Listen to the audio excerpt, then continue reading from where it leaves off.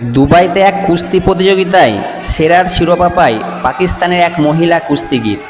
উপহার পাবার অহংকারে ভারতীয় দর্শক আসনের উদ্দেশ্যে চিৎকার করে বলে, অসভ্য মন্তব্যের সাথে বলে ওঠে, কোনো ভারতীয় মায়েলাল আছে যে আমার সামনা করার সাহস রাখে। দর্শক আসন থেকে হাত তুলে উঠে আসে তামিলনাড়ুর কবিতা বিজয়লক্ষ্মী নামে এক সিংহিনী। কবিতা 1 সেকেন্ডেই ইতিহাস সৃষ্টি করে নেয়। দেখুন সেই নতুন ভারতের সিংহিনীর তেজ।